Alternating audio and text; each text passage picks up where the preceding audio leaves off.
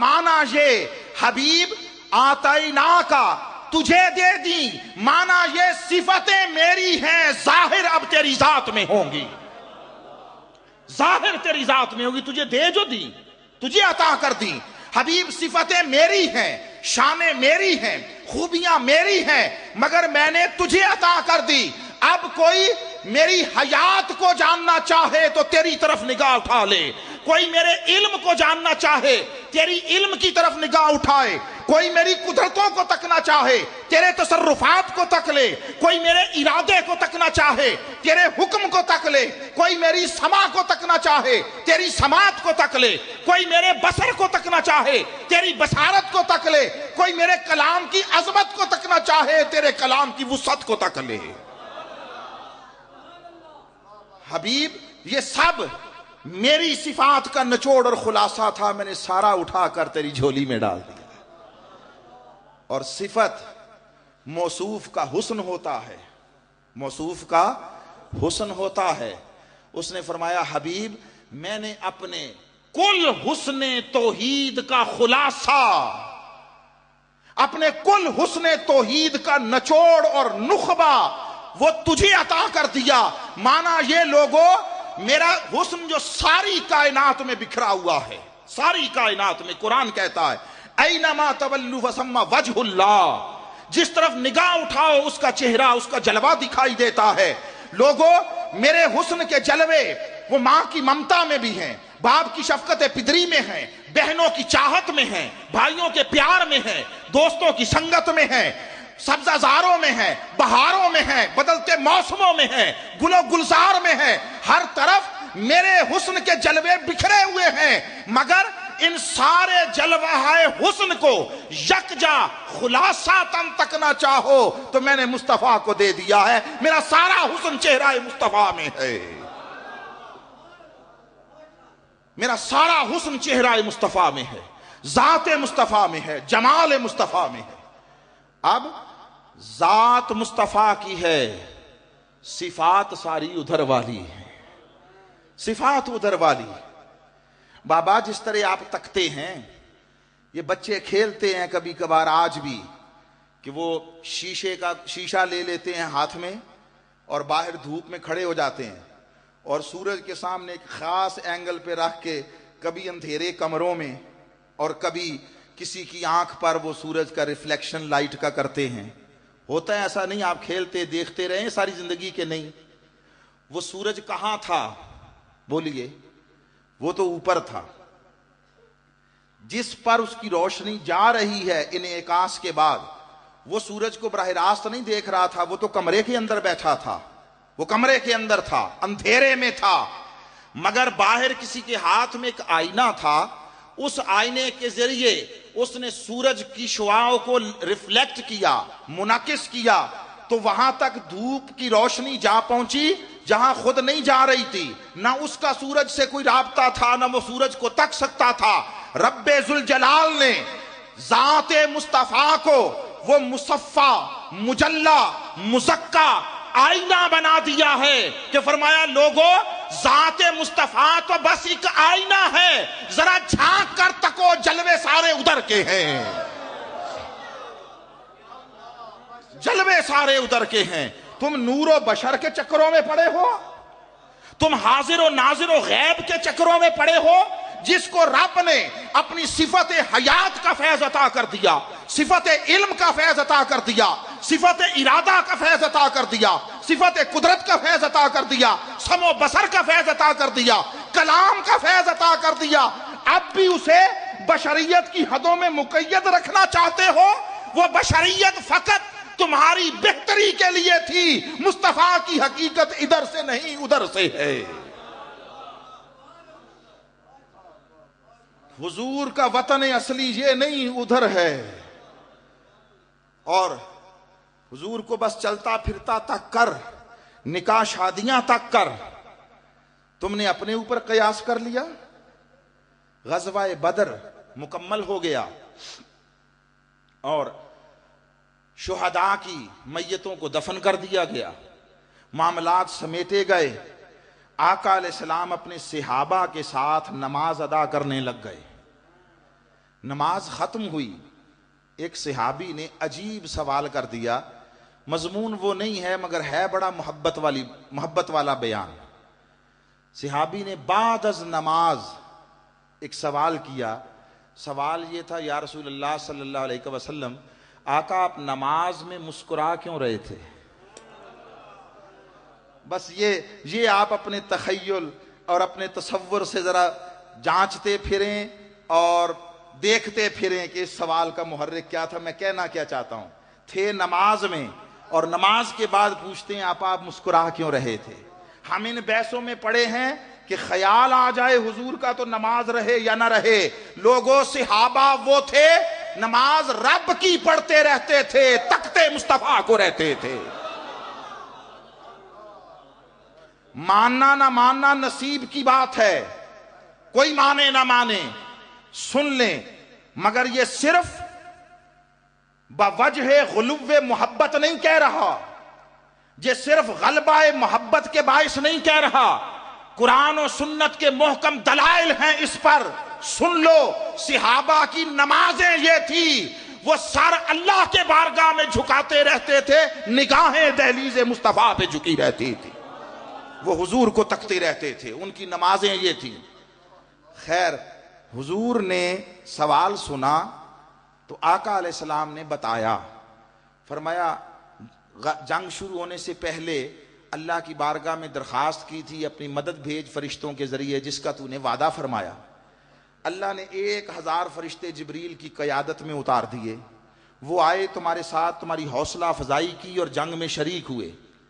پھر جب جنگ ختم ہو گئی، ہم نماز میں مشغول ہو گئے، تو جبریل نے سوچا میرا کام ختم ہو گیا، میرا کام ختم ہو گیا، اب یہاں میرا کوئی فرض نہیں رہا، یہ جنگ جیت گئے، اللہ کا شکر ادا کر رہے ہیں۔ جبریل واپس پلٹا آسمان کی طرف، ادھر فرشتوں کو حکم دے دیا دروازے بند کر دو، دروازے بند کر دو۔ اب جبریل فرشتوں کی فوج کا commander in chief, chief of army staff, واپس اپنے GHQ کی طرف جا رہا ہے۔ اس مہم اور اس مشن کی تکمیل کے بعد جو اوپر دروازوں پر کھڑے ہوں گے کس رینک کے ہوں گے؟ کوئی سپاہی ہوگا، کوئی صوبیدار، نائب صوبیدار، صوبیدار میجر ہوگا، دروازے پہ اسی رینک کا کھڑا ہوگا نا، میں سمجھنے کے لیے عرض کر رہا ہوں۔ چیف آف آرمی سٹاف واپس پلٹ کر آیا، GHQ میں داخل ہونا چاہتا ہے، دروازہ نہیں کھل رہا، دروازہ بند ہے۔ کہا دروازہ ناک کیا، پوچھا کون؟ اندر سے کھولے بغیر پوچھا کون؟ اس لیے کہ دروازے بند رکھنے کا حکم اوپر سے آیا تھا۔ پوچھا کون؟ کہا جبریل ہوں، دروازہ کھولو۔ کہا نہیں، آج دروازہ نہیں کھلے گا۔ ایک نائب صوبیدار کہہ رہا دروازہ نہیں کھلے گا۔ کیوں نہیں کھلے گا؟ انہوں نے کہا ہاں وجہ بتائی ہے۔ کہا کیا وجہ؟ کہا وجہ یہ بتائی گئی کہ جبریل میرے مصطفیٰ کی بارگاہ میں گیا تھا ان کے بلانے پر، میں نے بھیجا تھا جاؤ میرے مصطفیٰ کی خدمت میں اور جو کچھ وہ کہیں وہ کرو۔ اس سے پہلے تاریخ کائنات میں ارے کب فرشتوں نے تلواریں چلائی تھیں؟ کب فرشتوں نے کوئی دشمنوں کے ساتھ انسانی سطح پر اتر کر کسی کے سر قلم کیے تھے؟ کب یہ کچھ تو خون کیا تھا؟ یہ فرشتے تو پہلے دن سے کہہ رہے تھے نا انسان خون ریزیاں کرے گا، انسان یہ قتل و غارت گری کرے گا۔ وَنَحْنُ نُسَبِّحُ بِحَمْدِكَ وَنُقَدِّسُ لَكَ، ہم تو صرف تسبیح کرنے والے ہیں۔ یہ مصطفیٰ کا کی شان ہے، رب سے کہا، رب نے ٹالا نہیں، رب نے کہا تسبیح کرنے والوں فرشتوں تسبیحات یہاں رکھو، مصطفیٰ نے چاہا ہے تلواریں اٹھا لو، تلواریں اٹھا لو۔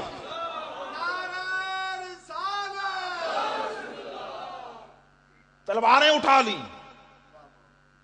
حضور نے تو فرشتوں کو بھی تلواریں تھما دی تھیں۔ اب جنگ ختم ہو گئی مگر بھیجا حضور کے کہنے پر، بلانے پر حضور کی خدمت میں تھا۔ یہ حضور سے پوچھ کر نہیں آ رہا، میرے محبوب سے پوچھ کر نہیں آ رہا دروازے بند کر دو۔ جنگ بھلے جیت چکے ہیں، داخلے کی اجازت نہیں۔ جبریل نے یہ بات سنی، جبریل پھر واپس نیچے آیا، واپس نیچے آیا. حضور فرماتے ہیں ہم نماز پڑھ رہے تھے, وہ ایک سائیڈ پہ کھڑا ہو کے ہاتھ باندھ کے عرض کرتا ہے یا رسول اللہ اجازت ہے واپس چلا جاؤں, واپس چلا جاؤں.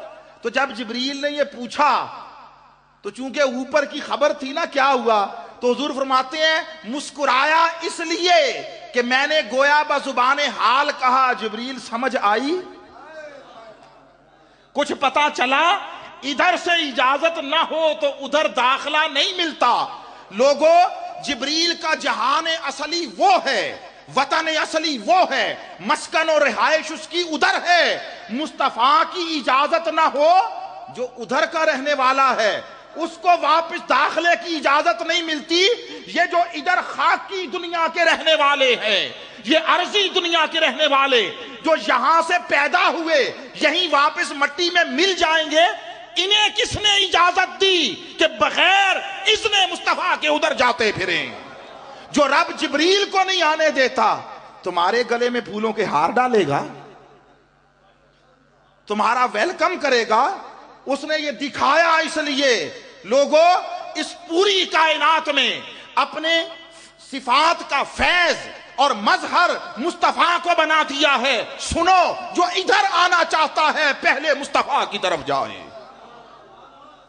جو مجھ سے ملنا چاہتا ہے پہلے مصطفیٰ سے ملے, جو میرے ساتھ تعلق جوڑنا چاہتا ہے مصطفیٰ سے تعلق تو جوڑے, جو میرا دامن تھامنا چاہتا ہے پہلے دامن مصطفیٰ تھامے. ادھر آنا چاہتے ہو تو مصطفیٰ کے بن کر آؤ, جو میرا بننا چاہتا ہے مصطفیٰ کا بنے. حاضرین محترم, رب ذوالجلال نے ان 7 صفات کا لباس بھی مصطفیٰ کو عطا کیا. قرآن العظیم کا بصورت فیض لباس بھی مصطفیٰ کو عطا کیا. جس طرح ہم لباس پہنتے ہیں, ایک لباس اندر ہوتا ہے چھوٹا جسے ہم اپنی زبان میں بنیان کہہ لیتے ہیں, ایک اوپر ہوتا ہے جسے قمیض کہتے ہیں. رب ذوالجلال نے سبع من المثانی کی شکل میں حقیقت مصطفیٰ کو اپنی صفات کے خلاصہ کا لباس پہنا دیا, اور قرآن کی شکل میں سر سے پاؤں تک تن ڈھانپنے کے لیے اپنی صفات کا تفصیلی فیض کا لباس پہنا دیا. فرمایا لوگوں, بشریت تکتے ہو, بشریت, تمہاری بشریت کا عالم یہ ہے, تمہاری بشریت کوئی شے کھا پی لو, تمہارے کھانے سے پہلے عمدہ, نفیس, لذیذ, خوشبودار اور صحت بخش. میں نے اکا دکا اس کی خوبیاں بیان کی. وہ مزیدار ہوتی ہے تو آپ کھاتے ہیں, وہ خوشبودار ہوتی ہے تو کھاتے ہیں, وہ صحت بخش, اس سے کوئی فائدہ نفع امکان ہوتا ہے تو کھاتے ہیں, آپ کی ضرورت کو پورا کرنے والی ہوتی ہے تو کھاتے پیتے ہیں. جتنی چیزیں کھاتے ہیں, پھل ہوں, مرغن لذیذ کھانے ہوں, گھر کا پکا ہوا سادہ کھانا ہو, جو بھی ہو, وہ پاک طیب و طاہر بھی ہوتا ہے, وہ صحت بخش بھی ہوتا ہے, وہ خوشبودار بھی ہوتا ہے, نفیس و لذیذ بھی ہوتا ہے, تب کھاتے ہیں.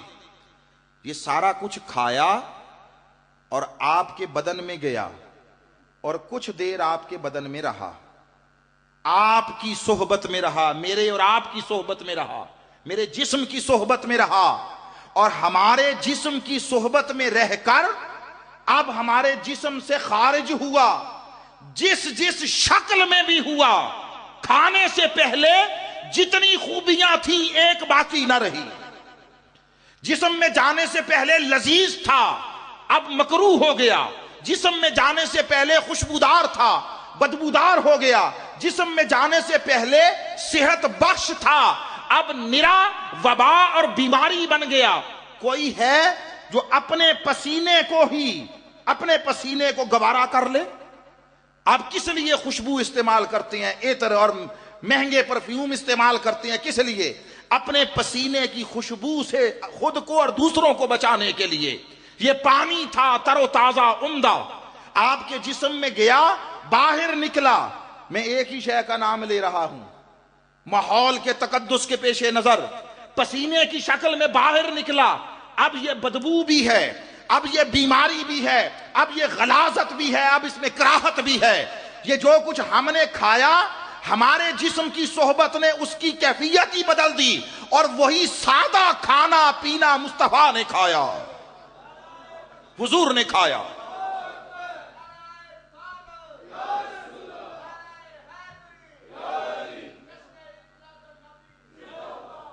وہی کچھ حضور نے کھایا۔ آقا کے لیے صبح و شام براہ راست ظاہراً جنت سے کھانے نہیں آتے تھے، وہی کھجور کے خوشے ہوتے تھے، کھجور کے دانے ہوتے تھے، آقا بھی بیٹھے کھاتے، دوسرے بھی کھاتے۔ اب سنو مصطفیٰ کے کھانے کا انداز اور اس کا انجام۔ حضور نے کھایا، جس روٹی کے لقمے کو کھجور کے دانے کو ہاتھ لگایا، صحابہ سے پوچھو مصطفیٰ کا ہاتھ لگتا تھا، ہر لقمہ خوراک اللہ کی تسبیح بیان کرتا تھا۔ ہم تم ہاتھ لگائیں تو کھانا بھی پناہ مانگتا ہوگا، مولا کس جہنم میں بھیج رہا ہے، اور مصطفیٰ ہاتھ لگاتے کھانے کا ایک ایک لقمہ، ذرہ پانی کا ایک ایک قطرہ اللہ کی تسبیح بیان کرتا، تیرا شکر ہے مولا، اتنا اعزاز بخشا، اتنا کرم کیا۔ صحابہ کہتے ہیں اپنے کانوں سے روٹی کے لقموں کی تسبیح کی آوازیں سنتے۔ میں کوئی قصہ کہانی تخیلاتی تصوراتی الف لیلا نہیں سنا رہا۔ پھر اب وہ کھانا حضور نے تناول فرما لیا، جسم مصطفیٰ میں گیا اور آقا کے جسم کی صحبت میں رہا۔ وہ پیغمبر جس کی صحبت بدکاروں کو نصیب ہو جائے اور وہ اس نبی کو قبول کر لیں تو بدکاروں کو جنت کی ضمانت دے دیتی ہے جس کی صحبت۔ وہ اپنے فیضان صحبت سے مشرکوں کو پکڑ کر صحابی بنا دینے والا، وہ رب کے قہر و غضب کے مستحق لوگوں کو رب کی رضا کا پیکر بنا دینے والا، اس نبی کی وجود میں گیا کھانا پینا، جس شکل میں باہر نکلا اس میں خوشبو آئی، اس میں طہارت آئی، اس میں صحت افزاد کیفیات پیدا ہوئیں، اور جس نے جو کچھ مصطفیٰ کے بدن سے نکلا اس کو پا لیا، اس کے وجود سے خوشبوؤں کے ہلے پھوٹنے لگے۔ ایک عورت آقا محو استراحت تھے، اچانک آنکھ کھلی، دیکھا وہ ایک انصاریہ صحابیہ عورت ایک لکڑی کے سے آقا کے جسم اطہر کا پسینہ اکٹھا کر کے شیشی میں ڈال رہی ہے۔ حضور نے پوچھا کیا کر رہی ہو؟ یا رسول اللہ ہمارے گھر میں کوئی خوشبو نہیں ہے، تو ہمیں جانا آنا ہوتا ہے شادی بیاہ کی تقریبات میں، گنجائش نہیں کہ کوئی خوشبو خریدیں۔ میں سوچتی رہی اور پھر آقا اللہ نے کرم کیا، میرا دھیان ادھر گیا، آپ کے پسینے سے بہتر کون سی خوشبو ہے، اس لیے اکٹھی کر رہی ہوں۔ اور یہ بات بھی سمجھ لیں، یہ جو بہت سارے اعمال اور افعال محبت کے زیر اثر ہوتے ہیں، محبت کے زیر اثر، ان کے لیے خالی دلیلیں نہ ڈھونڈتے رہا کرو، صرف یہ دیکھو ممانعت تو نہیں ہے اس شے کی، منع تو نہیں کر دیا، جس شے سے منع نہیں کیا وہ محبت میں کرو گے رب اور مصطفیٰ کی بارگاہ میں قبول ہوگا۔ پوچھئے نا جو روایت کی عروہ بن مسعود الثقفی نے، جب حضور حدیبیہ کے مقام پر تھے اور انہوں نے بھیجا کہ جا کر تک پر آؤ، اگر جنگ کریں تو کیا رزلٹ نکل سکتا ہے، ان کی جنگی تیاری، ان کی افرادی قوت وغیرہ اسباب کا جائزہ لو۔ حالت کفر میں تھے عروہ بن مسعود ثقفی، واپس گئے اور جا کر کہنے لگے خبردار ان سے لڑائی کی حماقت نہ کرنا، ان سے جنگ کی غلطی نہ کرنا۔ کیوں؟ کہا کبھی نہیں جیت سکو گے۔ اب سنیے، وہ کہہ رہا ہے کبھی نہیں جیت سکو گے، ناقابل شکست اور ناقابل تسخیر ہیں۔ انہوں نے پوچھا کیسے، وجہ کیا؟ وجہ سن لو۔ وجہ یہ نہیں کہ وہ ان میں بہت بڑے بڑے رستم زمان کوئی پہلوان ہے، ان کے پاس سامان جنگ بہت زیادہ ہے، ان کی سپلائی لائن رسد کی بہت مضبوط ہے، افرادی قوت بہت زیادہ ہے، نہیں، ایک ہی جملہ کہا خود مجھے رب کعبہ کی قسم، میں دنیا کے شاہان وقت کے درباروں میں گیا ہوں، کیسر کے دربار میں، کسرا کے دربار میں، یمن کے دربار میں، حبشہ کے دربار میں نے بادشاہوں کا ادب ہوتے دیکھا ہے ان کے درباروں میں، مگر رب کعبہ کی قسم جیسا میں نے مصطفیٰ کے صحابہ کو محمد کا ادب کرتے دیکھا، کسی کا ادب کرتے نہیں دیکھا۔ عجیب بات ہے، عجیب بات ہے۔ بظاہر بادی النظر میں کوئی ربط کیا دکھائی دیتا ہے؟ بات ہو رہی ہے جنگ کریں تو رزلٹ کیا نکلے گا؟ وہ کہتا ہے نہ لڑو، ہار جاؤ گے، چونکہ مصطفیٰ کا ادب بڑا کرتے ہیں۔ اور جنگیں ادب سے لڑی جاتی ہیں، بولیے نا، جنگیں تو ساز و سامان سے لڑی جاتی ہیں، اسلحہ سے لڑی جاتی ہیں، اسباب سے لڑی جاتی ہیں، افرادی قوت سے لڑی جاتی ہیں، حکمت عملی سے لڑی جاتی ہیں۔ وہ کہہ رہا ہے ادب بہت کرتے ہیں۔ انہوں نے کہا اس میں ایسی کیا بات، کیا دیکھا ہے؟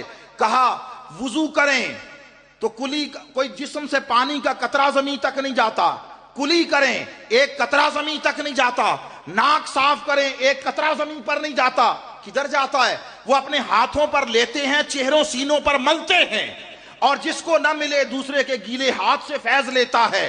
کہا پھر، کہا جو اس کے وضو کے پانی کا قطرہ زمین تک نہیں گرنے دیتے، اس کا خون گرنے دیں گے؟ اس کا خون گرنے دیں گے؟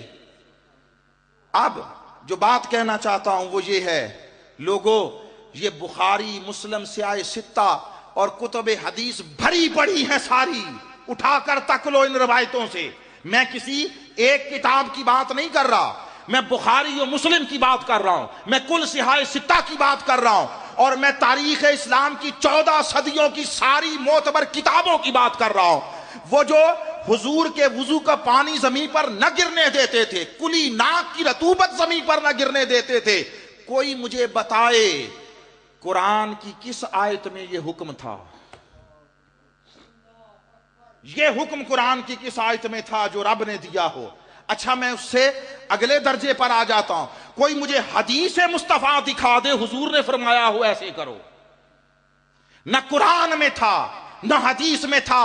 ارے کتابی ملاؤں اور فتویٰ فروش مفتیوں کے فتووں کے روب اور چکر میں آ کر ایمان نہ گواؤ۔ انہیں کتابوں کے مفتی نے نہیں کہا تھا، مفتی عشق نے کہا تھا۔ سانو دسیا عشق دے مفتی نے، جڑا مڑ مڑ اے فرماؤندا، آزم جتھے دل لگ جائے اتھے عیب نظر نہیں آؤندا۔ یہ عیب کلی کے پانی میں ہوگا میرے اور آپ کے، یہ عیب وضو کے پانی میں ہوگا میرے اور آپ کے۔ ہم جو پانی استعمال کر لیں مائع مستعمل ہو کر ری یوز نہیں ہو سکتا، دوبارہ استعمال نہیں ہو سکتا، مگر میرے جسم سے لگے تو نہیں ہو سکتا کہ اس میں بیماری آ گئی، اس میں بدبو آ گئی۔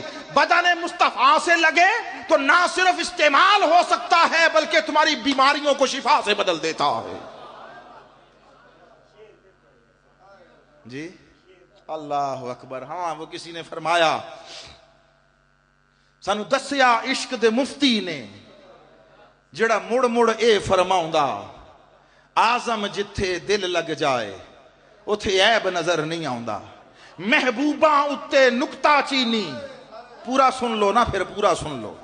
محبوباں اتے نکتہ چینی، جڑا کرن تو باز نہیں آؤندا، اصل منافق جانیے اسنو، وہ تا جھوٹا پیار جتاؤندا۔ سانو دسیا عشق دے مفتی نے، جڑا مڑ مڑ اے فرماؤندا، آزم جتھے دل لگ جائے اتھے عیب نظر نہیں آؤندا۔ یہ جو کچھ کروا رہا تھا صحابہ سے حدیبیہ کے مقام پر، یہ عقل کا فتویٰ نہ کروا رہا تھا، یہ عشق کا مفتی کروا رہا تھا۔ کیوں کروا رہا تھا؟ اس لیے کروا رہا تھا، انہوں نے اس پیکر محمدی کی شکل میں جمال یار تک لیا تھا، جمال یار تک لیا تھا۔ اس لیے حضور نے جب کبھی فرمایا، جب کبھی ایکم مثلی، میری مثل کون ہے، تو صدیق و عمر، عثمان و علی اور کل صحابہ کرام رضوان اللہ تعالی علیہم اجمعین، کسی نے نہیں کہا کہ یا رسول اللہ آپ جب ہم جیسے ہیں تو پھر ہم بھی تو آپ جیسے ہوئے۔ ان دو باتوں میں بڑا فرق ہے۔ اللہ نے کہلوایا ہے قل انما انا بشر مثلکم، میرے حبیب فرما دو میں بشر ہونے میں، بشر دکھائی دینے میں تم جیسا ہوں، میں تم جیسا ہوں۔ یہ اللہ نے حضور سے کہلوایا. اس کا سبب بتا دیتا ہوں, ایک تاریخی واقعہ ہے, پھر شاید اسی پر بات مکمل ہو جائے, مگر پہلے سن لیں. اللہ نے کہا حبیب آپ کہہ دو ان سے میں تم جیسا بشر ہوں. مولا خود فرما دینا, خود فرما دینا. اس نے کہا نہیں میں تو نہیں فرماتا, میں تو نہیں کہتا. الحم سے والناس تک کہا رب نے, مصطفیٰ کو کہا کے متعلق کہا لوگو یہ جو میرا محمد ہے یہ تم جیسا بشر ہے. رب نے نہیں کہا, رب زبان مصطفیٰ سے کہلوا رہا ہے. مولا تو کیا کہتا ہے؟ وہ کہتا ہے میں کہتا ہوں انا ارسلناک شاہدا و مبشرا و نذیرا. میں کہتا ہوں وما ارسلناک الا رحمتا للعالمین. میں کہتا ہوں انا اعطیناک الکوثر. میں کہتا ہوں ورفعنا لک ذکرک. مجھ سے سنو, میں کہتا ہوں والضحیٰ واللیل اذا سجا. سونیا تیرے مکھڑے کی بھی قسم, تیری زلفوں کی بھی قسم, میں تو یہ کہوں گا, میں یہ کہوں گا. تو پھر ان سے کیوں کہلوا رہا ہے؟ اب اس کا پس منظر سن لیں. بڑی خاص بات ہے. حضور علیہ الصلوۃ والتسلیم کے جد امجد حضرت ابراہیم علیہ السلام ہیں. نمرود کا دربار ہے اور یہ اسے دعوت دیتے ہیں کہ مانو وہ ہے اصلی اور حقیقی رب. اس نے کہا رب تو میں ہوں. چونکہ وسائل پر سارے پر اس کا قبضہ تھا. اس کے دربار میں ہر روز لوگ آتے, لائن لگاتے. بہت ساری تاریخی چیزوں کا ہمیں پتہ نہیں ہوتا. ایسے ہی بیٹھے بیٹھے گھر میں بیٹھ کر خواب میں نہیں دیکھا تھا اور کہہ دیا تھا میں تمہارا رب ہوں. اس کے ساتھ اسباب ریلیٹڈ ہوتے ہیں, منسلک ہوتے ہیں. فرعون بھی دنیا کے بہترین منتظمین میں سے تھا. فرعون بھی اس زمانے میں مصر دنیا کا سب سے زرخیز ترین علاقہ تھا. یہ احرام مصر کی ذرا تعمیر و تشکیل دیکھو. اس دور میں انجینئرنگ اور ٹیکنالوجی کہاں پہنچ گئی تھی. دنیا کا سب سے بڑا نہری نظام وہاں تھا. وہ اس دور میں مصنوعی طریقے سے بارش برسایا کرتا تھا. میں فرعون کی بات کر رہا ہوں. جب اتنے سارے بہت سارے تصرفات اور انسان کو بہت سارے کام کرنے کی طاقت مل جائے تو دماغ خراب ہو جاتا ہے. اس بنا پر کہا نمرود سارے وسائل پر قابض تھا. لوگ اس کے پاس دربار میں آتے اور اپنی ضرورتیں بتاتے, وہ دیتا.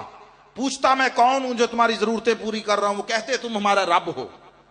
رب کہتے ہیں تربیت کرنے والے, ضرورتیں پوری کرنے والے, پرورش. والدین بھی رب ہوتے ہیں. تو وہ اسے آہستہ آہستہ رفتہ رفتہ یہ گمان یقین میں بدل گیا کہ واقعی اصلی رب تو میں ہوں جو سب کی ضرورتیں پوری کر رہا ہے. حضرت ابراہیم چلے گئے, کہا نہیں رب تو وہ ہے. اس نے کہا نہیں نہیں رب میں ہوں. آپ نے فرمایا رب کوئی اور ذات ہوتی ہے. اس نے کہا اچھا رب کیا کرتا ہے؟ آپ نے فرمایا میرا رب وہ ہے جو مارتا بھی ہے زندہ بھی کرتا ہے. میں قرآن کا مکالمہ بتا رہا ہوں. اس نے کہا اچھا اتنی سی بات, یہ تو میں بھی کرتا ہوں. ایک شخص جو بے گناہ بیٹھا تھا پکڑ کر مروا دیا دربار میں. ایک جس کو اس کے کسی جرم کی وجہ سے اس کے دربار سے پھانسی کی سزا ہونے والی تھی اسے پکڑ کر چھوڑ دیا. کہا یہ میں بھی کرتا ہوں. حجت کی. آپ کی زبان میں لفظ ہے ٹچر کی, ٹچر. حضرت ابراہیم علیہ السلام سمجھ گئے یہ بدبخت ایسے نہیں مانے گا, اس کو اگلی بات بتانی پڑے گی. اب ایمان سے کہ یہ آپ کے خیال میں کیا وہ واقعی مارنے اور زندہ کرنے کا یہی مطلب سمجھا تھا؟ حقیقت میں نہیں, یہ اس نے ٹچر کی. حضرت ابراہیم علیہ السلام نے کہا سنو پھر میرا رب وہ ہے جو سورج کو مشرق سے نکالتا ہے. تو رب ہے تو سورج کو مغرب سے نکال. قرآن یہ کہتا ہے فَبُہِتَ الَّذِي کفر, کافر مبہوت ہو گیا. مگر آپ سے ایک سوال پوچھتا ہوں, اگر اس وقت مطالبہ ابراہیم پر کسی طور وہ سورج نکال دیتا مغرب سے تو اسے کیا ماننا پڑتا؟ بولیے نا, آپ کیوں مبہوت ہو گئے ہیں؟ آپ کیوں؟ میں ذمہ دار ہوں نا, رب ماننا پڑتا نا. ہاں یہ کوئی ایسی بات نہیں ہے آپ کے ہم سے پتہ نہیں کفر کہلوا رہے ہیں. بات نفس سے مسئلہ سمجھانے کے لیے کبھی کبھی فرض محال کرنا پڑتا ہے. آپ کو مثال دے دیتا ہوں قرآن سے تاکہ آپ کی تشفی ہو جائے. میں نے اگلی بات سمجھانی ہے, اگر آپ اسی میں حیرت اور خوف میں ڈوبے رہے تو اگلی بات نہیں پلے پڑے گی. آپ سے پوچھتا ہوں رب کا بیٹا ہو سکتا ہے؟ اس پر تو اونچا بولے نا, کوئی یا ہاں یا نہ. ہو سکتا ہے رب کا بیٹا؟ نہیں. اب قرآن سنیں. قرآن کہتا ہے قل ان کانا للرحمن ولد, فَأَنَا أَوَّلُ الْعَابِدِينَ۔ اللہ فرماتا ہے حبیب ان سے کہہ دو، آپ کہہ دو، اگر اللہ کا، رحمان اسی کا نام ہے نا، رحمان کا کوئی بیٹا ہوتا تو حبیب آپ ان کو بتا دو، فرما دو کہ پھر میں سب سے پہلے اس کی عبادت کرتا۔ اللہ اپنے حبیب سے فرما رہا ہے، حبیب انہیں کہہ دو کہ اگر رب کا کوئی بیٹا ہوتا تو میں سب سے پہلے عبادت کرتا اس کی۔ بھئی رب کا بیٹا جو ہے تو رب ہوتا نا، تو اگر میں رب کے سوا، اللہ کے سوا کسی کی عبادت نہیں کرتا تو سمجھ لو پھر رب بیٹوں سے پاک ہے، رب والدین سے پاک ہے۔ یہ دلیل بنائی ہے۔ تو جس طرح رب نے نفس سے مسئلہ سمجھانے کے لیے اپنا بیٹا ہونے کا محال فرض کروا کے بات سمجھائی، اسی نہج پر پوچھ رہا ہوں۔ ابراہیم علیہ السلام نے کہا اگر تم رب ہو تو سورج کو مغرب سے نکالو۔ اگر وہ نکال دیتا یا کسی طور اس وقت سورج نکل آتا تو بولیے نمرود کیا کہلاتا؟ رب کہلاتا۔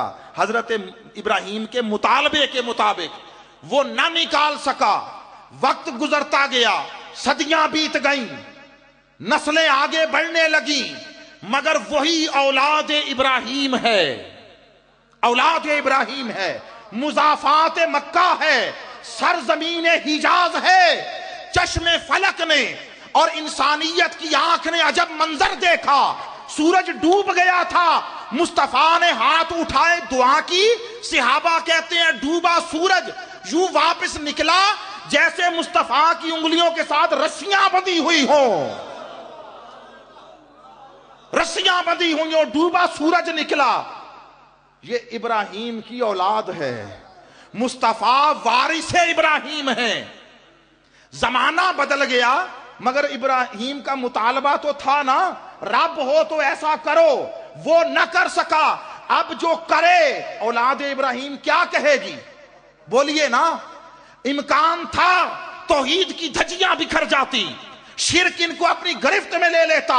حبیب تیرے بعد اب کسی کو چہرہ توحید سنوارنے اور نکھارنے کے لیے نہیں آنا، اب تجھے ہی قیامت تک توحید کا محافظ بننا ہے۔ تو میری توحید کا محافظ ہے، تجھے اپنی صفات کا مظہر بنایا، پس یہ تجھے خدا نہ بنا لے۔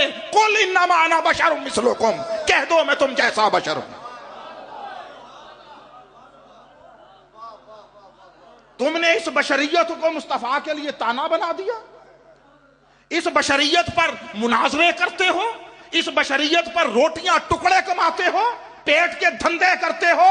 بشریت اس لیے تھی تاکہ تمہیں سنت عطا ہو، بشریت اس لیے تھی تاکہ تمہیں تہذیب کے آداب سکھائے جا سکے، بشریت اس لیے تھی تمہیں زندگی کے رہن سہن کے طور طریقے سکھائے جا سکے۔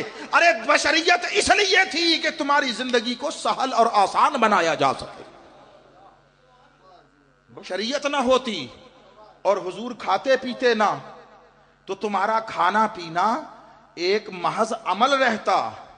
ارے یہ مصطفیٰ کا احسان ہے، شکر کر، وہ تیرے عیبوں کو چھپائے ہوئے ہیں۔ یہ مصطفیٰ کا احسان ہے، کھانا پینا تیری حاجت تھا، مصطفیٰ نے کھا پی کر اپنی سنت بنا کر اس عمل کو عبادت بنا دیا۔ سونا تھک ہار کر دن بھر کے کاموں سے تیری حاجت تھا، ہفتہ ایک جاگ کر گزار، تجھے پتا چلے تیری بشریت کا حال کیا ہے، اور بات مصطفیٰ کی کرتے ہو۔ مصطفیٰ کا عالم یہ، تم جاگنے کی خفقت بات نہیں کر سکتے۔ مصطفیٰ 10 دن نہ صبح کچھ کھاتے، نہ شام کھاتے، نہ دن کھاتے، نہ رات کھاتے، تب بھی چہرے کی تازگی قائم تھی، آنکھوں کی رونق قائم تھی۔ حضور نے فرمایا میرا رب اپنے دست قدرت سے مجھے کھلاتا بھی ہے، پلاتا بھی ہے۔ وہ جو کھلاتا تھا وہ روٹی کے لقمے نہیں تھے، وہ کھجور کے دانے نہیں تھے، وہ کسی چشمے کا پانی نہیں تھا، وہ کیا کھلاتا تھا؟ وہ مصطفیٰ کو اپنی قربت کے لقمے کھلاتا تھا، وہ مصطفیٰ کو اپنے دیدار کا شربت پلاتا تھا۔ اور ایک روایت میں ہے آقا نے ارشاد فرمایا خدا کی قسم مجھے اگر زیادہ تم پر ترس نہ آتا میں اتنے متواتر صیام وصال رکھتا، وہ بغیر سحری افطاری کے روزے اتنے رکھتا، جملہ سنیے، کہ میری برابری کا خیال کرنے والے اپنے خیال سے توبہ کر لیتے۔ اللہ فرماتا ہے حبیب ہم نے آپ کو وہ فیض عطا کیا، اپنی صفات کا خلاصہ بھی تجھے بنا دیا، اپنی صفات کی تفصیل بھی تجھے بنا دیا۔ اب جو میرے حسن کو تکنا چاہے وہ تیرے حسن کو تک لے، جو میرے جمال کو تکنا چاہے وہ تیرے جمال کو تک لے۔ اور حاضرین محترم، بس کلوز کر رہا ہوں، آخری بات موضوع سے ریلیونٹ، جب قرآن اترنا شروع ہوا، قرآن اللہ کی صفات تھیں، اللہ کا کلام تھا، صفت تھا، اور حضور کے وصال کے بعد کسی نے حضرت ام المومنین عائشہ صدیقہ رضی اللہ تعالی عنہا سے سوال کیا، حضور کے اخلاق کیسے تھے، اخلاق محمدی کیا تھے؟ ام المومنین عائشہ صدیقہ نے رضی اللہ تعالیٰ عنہ ایک جملے میں مفہوم کا، معارف کا سمندر بند کر دیا۔ ام المؤمنین نے ایک جملے میں ام المعارف بیان کر دیا۔ آپ نے فرمایا کان خلقہ القرآن، حضور کے اخلاق قرآن تھے۔ ہم کتابوں میں، سلیبس کی کتابوں میں 100 بار پڑھتے ہیں، سرسری پڑھ کے گزر جاتے ہیں، اچھا اس کا مطلب یہ ہے کہ جیسے جیسے قرآن اترتا گیا ویسے ویسے حضور کر کے دکھاتے گئے۔ یہ تمہیدی جملہ ہے، اصل جملہ آگے، یہ تمہیدی۔ ہم یہ سمجھے کہ حضور کے اخلاق قرآن تھے، معنی یہ جیسے جیسے قرآن اترتا گیا حضور ویسے ویسے عمل کرتے گئے، ایکٹ کرتے گئے۔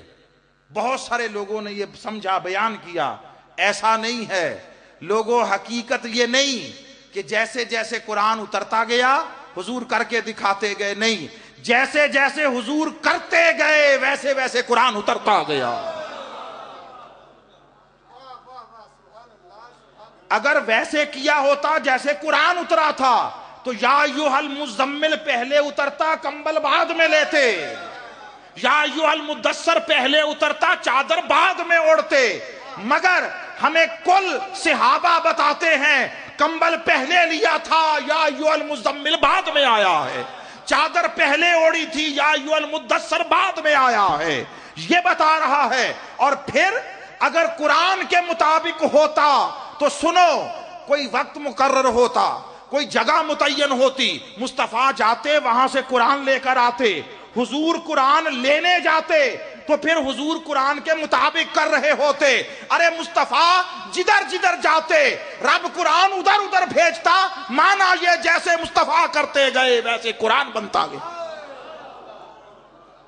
ویسے قرآن بنتا گیا۔ اب وہ جو 23 سال میں قرآن اترا، یہ صفات الہیہ تھیں۔ حضرت ام المومنین عائشہ صدیقہ کے اس جملے کے ساتھ اس کو ریلیٹ کر رہا ہوں۔ قرآن اترتا گیا اور اخلاق محمدی میں ظاہر ہوتا چلا گیا، ڈھلتا چلا گیا، تو اس کا معنی یہ ہوا یہ جو قرآن کی ہر ہر آیت، ہر ہر کلمہ صفت الہی بن کر اترتا تھا، ادھر سے صفت الہی آتی، صفت الوہیت آتی، اور صفت بشریت وہ محو ہو جاتی، ختم ہو جاتی۔ 23 سال میں جب قرآن مکمل ہوا، لوگوں اب صفات بشریت نہ رہی، وجود بشریت رہا، صفات ساری ادھر والی آ گئی، صفات ساری ادھر والی آ گئی۔ جب یہ سارا کچھ ہو گیا تو اب اس کا نتیجہ یہ ہوا، لوگوں ذات مصطفیٰ کی رہی، صفات ساری ادھر والی۔ اب اس میں تعلق، وحدت پیدا ہو گئی، یکجہتی پیدا ہو گئی۔ اب اس کا معنی یہ ہے لوگوں، صفات میں فرق نہ تلاش کیا کرو، ذات کا فرق قائم رہے گا، ذات مصطفیٰ کی ہی رہی، صفات رب والی آ گئی، اللہ نے اپنی صفات کا فیض عطا کر دیا۔ اس کا معنی یہ ہے کہ لوگوں اب یہ جو وجود چلتا پھرتا ہے، یہ چل پھر بصورت بشریت رہا ہے، جو کچھ ظاہر ہو رہا ہے سارے رنگ ادھر والے ہیں۔ اب کھانے پینے کی محتاجی نہیں ہے، یہاں سے وہاں تک تکنے کی محتاجی نہیں ہے، اب دور و نزدیک کے فاصلوں کی کوئی بات اور محتاجی نہیں ہے، اب جاننے نہ جاننے کے لیے وہ اسباب علم اختیار کرنے کی محتاجی نہیں ہے۔ فرمایا لوگوں تم میں سے کسی نے اس نے ایک لفظ نہیں پڑھا مگر زمین و آسمان کے جتنے حقائق ہیں پوچھو میرے مصطفیٰ سے، سارے بیان کرے گا، سارے بیان کرے گا۔ صحابہ آتے یا رسول اللہ صلی اللہ علیہ وسلم سب سے پہلے اللہ نے کس شے کو پیدا کیا؟ تو حضور نہیں فرماتے اچھا میں رب سے بات کرتا ہوں پوچھتا ہوں کون سی شے پہلے بنائی؟ حضور فرماتے تیرے نبی کے نور کو سب سے پہلے پیدا کیا نا۔ ارے یہ سب کارخانہ عالم میرے سامنے وجود میں آیا ہے، اور حضور کو تب بنایا، بس ختم اس پہ بات کر رہا ہوں، حضور کو تب بنایا جب کائنات میں کسی شے کو نہ بنایا تھا، ابھی امر کن کا اجرا بھی نہ ہوا تھا، ساری کائنات کو فیض کن سے بنایا ہے، حضور کو فیض کن سے نہیں بنایا، حضور کو فیض محبت سے بنایا۔ باقی سب امر کن سے وجود میں آئے، حضور کو امر محبت سے بنایا۔